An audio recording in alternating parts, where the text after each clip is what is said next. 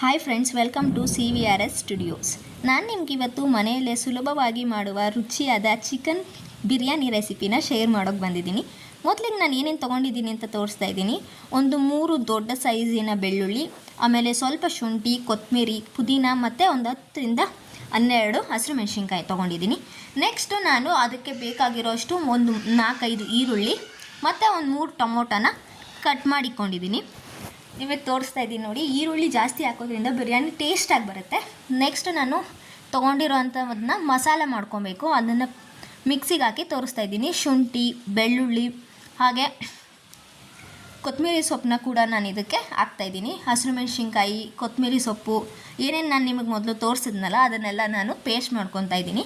ಅದನ್ನೆಲ್ಲ ಮಿಕ್ಸಿಗೆ ಹಾಕಿ ಅದನ್ನು ಚೆನ್ನಾಗಿ ನುಣ್ಣಗೆ, ಅದು ಫುಲ್ಲು ಪ್ಯೂರಿ ರೆಡಿ ಆಗೋವರೆಗೂ ಚೆನ್ನಾಗಿ ರುಬ್ಕೊಳ್ಳಿ. ಆವಾಗ ಟೇಸ್ಟ್ ಚೆನ್ನಾಗಿರುತ್ತೆ. ನಾನು ಸ್ವಲ್ಪ ಅದಕ್ಕೆ ಆನಿಯನ್ ಕೂಡ ಆ್ಯಡ್ ಮಾಡ್ತಾಯಿದ್ದೀನಿ. ಆನಿಯನ್ ಹಾಕೋದ್ರಿಂದ ಸ್ವಲ್ಪ ಸ್ವೀಟ್ ಬರುತ್ತೆ, ಖಾರ ಅವಾಯ್ಡ್ ಆಗುತ್ತೆ ಅಂತ ಹೇಳಿಬಿಟ್ಟು ಹಾಕ್ತಾಯಿದ್ದೀನಿ. ನೆಕ್ಸ್ಟ್ ಈಗ ಒಂದು ಕುಕ್ಕರ್ ತೊಗೊಂಡು ಆ ಕುಕ್ಕರ್ಗೆ ಒಂದು 4-5 ಸ್ಪೂನಷ್ಟು ಆಯಿಲ್ನ ಹಾಕ್ತಾಯಿದ್ದೀನಿ. ಮತ್ತು ನಾನಿಲ್ಲಿ ಸ್ವಲ್ಪ ಪೆಪ್ಪರು, ಆಮೇಲೆ ಚಕ್ಕೆ, ಲವಂಗ, ಸೋಂಪು, ಇದನ್ನೆಲ್ಲನೂ ಸ್ಪೈಸಸ್ನ ಆ್ಯಡ್ ಮಾಡ್ತಾಯಿದ್ದೀನಿ ಬಿರಿಯಾನಿಗೆ. ಸ್ಪೈಸಸ್ ಹಾಕೋದ್ರಿಂದ ಬಿರಿಯಾನಿ ಫ್ಲೇವರ್ಫುಲ್ಲಾಗಿ ಬರುತ್ತೆ. ಅದಕ್ಕೆ ನಾನು ಈಗ ಸ್ಪೈಸಸ್ನ ಹಾಕಿ ಚೆನ್ನಾಗಿ ಅದನ್ನು ಆಯಿಲಲ್ಲಿ ಡ್ರೈ ಮಾಡ್ತಾಯಿದ್ದೀನಿ. ಅದು ಆಯಿಲಲ್ಲಿ ಚೆನ್ನಾಗಿ ಡ್ರೈ ಆಗ್ತಿದ್ದಂಗೆ ನಾನು ಜಾಸ್ತಿ ಸಿಹಿಯೋಗಿ ಬಿಡಬಾರ್ದು. ಅದರಿಂದ ಮೊದಲೇ ನಾನು ಈಗ ಕಟ್ ಮಾಡ್ಕೊಂಡಿದ್ದಂಥ ಈರುಳ್ಳಿನ ಅದಕ್ಕೆ ಆ್ಯಡ್ ಮಾಡಿದ್ದೀನಿ. ನೋಡ್ತಾ ಇದ್ದೀರಲ್ವ, ನೀನು ತೋರಿಸ್ತಾ ಇದ್ದೀನಿ ನಾನು ಈರುಳ್ಳಿ ಆ್ಯಡ್ ಮಾಡಿರೋದನ್ನ. ಈರುಳ್ಳಿ ಚೆನ್ನಾಗಿ ಆಯಿಲಲ್ಲಿ ಡ್ರೈ ಆಗಬೇಕು. ಫುಲ್ಲು ಕೆಂಪಾಗೋವರೆಗೂ ಆಯಿಲಲ್ಲಿ ಡ್ರೈ ಆಗಬೇಕು ಈರುಳ್ಳಿ ಡ್ರೈ ಆದಷ್ಟು ಚೆನ್ನಾಗಿರುತ್ತೆ. ಅದರ ಹಸಿ ವಾಸನೆ ಹೋಗೋವರೆಗೂ ಚೆನ್ನಾಗಿ ಡ್ರೈ ಮಾಡ್ಕೊಳ್ಳಿ. ಅದು ಡ್ರೈ ಆಗ್ತಿದ್ದಂಗೆ ನಾವು ಅದಕ್ಕೆ ಅಂತ ಏನು ಪ್ಯೂರಿ ರೆಡಿ ಮಾಡ್ಕೊಂಡಿದ್ವಲ್ಲ ಮಸಾಲೆಗನ್ನ, ಅದನ್ನು ಕೂಡ ಹಾಕಿ ಆಯಿಲಲ್ಲಿ ಚೆನ್ನಾಗಿ ಡ್ರೈ ಮಾಡ್ತಾಯಿದ್ದೀನಿ. ಆಯಿಲಲ್ಲಿ ಮಸಾಲೆ ಚೆನ್ನಾಗಿ ಡ್ರೈ ಆಗಬೇಕು, ಇಲ್ಲಾಂದರೆ ಅದು ಹಸಿ ವಾಸನೆ ಇರುತ್ತೆ. ಸೊ ಕ್ಲೀನಾಗಿ ಆಯಿಲಲ್ಲಿ ಅದು ಆಯಿಲೆಲ್ಲ ಹೀರ್ಕೊಂಡು ಅದ್ರ ಬಣ್ಣ ಹಸಿರಿಂದ ಒಂಚೂರು ಬ್ರೌನಿಷ್ ಕಲರ್ಗೆ ಟರ್ನ್ ಆಗಬೇಕು. ಆ ಥರ ನಾವು ಚೆನ್ನಾಗಿ ಅದನ್ನು ಫ್ರೈ ಮಾಡ್ಕೊಬೇಕು. ನೆಕ್ಸ್ಟ್ ಈಗ ಫ್ರೈ ಆಗಿದೆ ಅದು ಚೆನ್ನಾಗಿ. ನಾನು ಅದಕ್ಕೆ ಸ್ವಲ್ಪ ಅರಿಶಿನ ಪುಡಿನ ಮೇಲ್ಗಡೆ ಉದುರಿಸ್ತಾ ಇದ್ದೀನಿ. ನೋಡಿರಿ, ಸ್ವಲ್ಪ ಅರಿಶಿನ ಪುಡಿ ಹಾಕಿ ಆಮೇಲೆ ಬೇಕಾದ್ರೆ ನಾವು ಚಿಕನ್ಗೆ ಹಾಕೊಬೋದು. ನೋಡಿ, ವಿಡಿಯೋ ಮಾಡ್ತಾಯಿದ್ದೆ, ಇದು ಕ್ರಾಸ್ ಆಗಿಬಿಟ್ಟಿದೆ. ಸೊ ಇದು ಚಿಕ್ಕದಾಗಿ ಕಾಣಿಸ್ತಿದೆ. ಟೊಮೊಟೊ ಕೂಡ ಹಾಕ್ಕೊತಾ ಇದ್ದೀನಿ ನಾನು. 3ರಿಂದ 4 ಟೊಮೊಟೊ ಅಥವಾ 3 ಟೊಮೊಟೊ, 2 ಟೊಮೊಟೊ, ಎಷ್ಟು ಜನ ಇದ್ದಾರೋ ಅಷ್ಟು ಟೊಮೊಟೊ ಹಾಕಿ. ಟೊಮೊಟೊ ಹಾಕಿದಷ್ಟು ಟೇಸ್ಟ್ ಇರುತ್ತೆ. ಟೊಮೊಟೊ ಚೆನ್ನಾಗಿ ಫ್ರೈ ಆಗಬೇಕು, ಚೆನ್ನಾಗಿ ಸಾಫ್ಟ್ ಆಗಬೇಕು ಟೊಮೊಟೊ, ಆವಾಗ ಟೇಸ್ಟ್ ಚೆನ್ನಾಗಿರುತ್ತೆ. ಟೊಮೊಟೊ ಸಾಫ್ಟ್ ಆಗ್ತಿದೆ ನೋಡಿ, ಚೆನ್ನಾಗಿ ಮಸಾಲೆ ಎಲ್ಲ ಹಿಡಿತಾ ಇದೆ.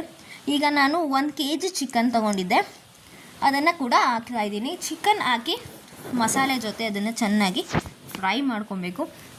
ನಾನೀಗ ಚಿಕನ್ಗೇನು ಸಪ್ರೇಟಾಗಿ ಅಷ್ಟು ಹಾಕಲ್ಲ, ಯಾಕಂದರೆ ನಾನು ಆಲ್ರೆಡಿ ಫಸ್ಟೇ ಹಾಕಿದ್ದೀನಿ. ಸೊ ಅದ್ರ ಜೊತೆನೇ ಇದನ್ನು ಎಲ್ಲ ಕ್ಲೀನಾಗಿ ಫ್ರೈ ಮಾಡ್ಕೊಬೇಕು.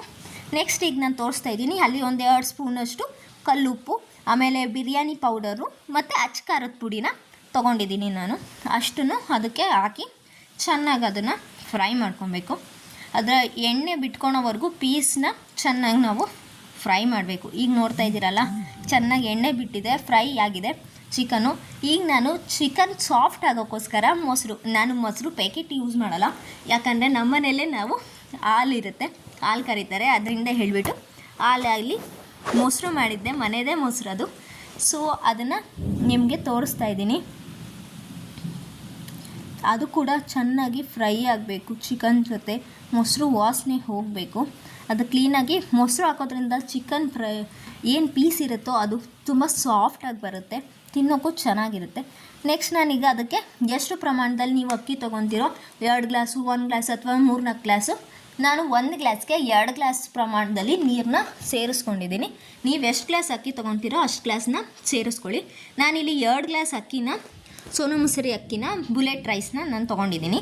ಅದನ್ನು ನಾನೇನು ನೆನೆಸಿಟ್ಟಿರಲಿಲ್ಲ, ಜಸ್ಟ್ ಹಾಗೆ ತೊಳೆದ್ಬಿಟ್ಟು ಹಾಕಿದ್ದೀನಿ. ಅದಕ್ಕೆ ನಾನು 4 ಗ್ಲಾಸಷ್ಟು ನೀರನ್ನ ಹಾಕಿದ್ದೀನಿ. ಈಗ ಲಾಸ್ಟಿಗೆ ಸ್ವಲ್ಪ ಕೊತ್ತಂಬರಿ ಸೊಪ್ಪನ್ನ ಹಾಕ್ಬಿಟ್ಟು 1 ರೌಂಡ್ ತಿರುಗಿಸ್ಬಿಟ್ಟು ಕುದಿ ಬಂದವರೆಗೂ ಕಾದಿ 2 ವಿಷಲ್ ಅಥವಾ 1 ವಿಷಲ್, ಕುಕ್ಕರ್ ಯಾವ ಸೈಜ್ ಇರುತ್ತೋ ಅದನ್ನು ನೋಡಿಕೊಂಡು ನಾವು ರೆಡಿ ಮಾಡ್ಕೊಬೋದು. ನೋಡಿ, ಈ ಥರ ಆಗಿತ್ತು.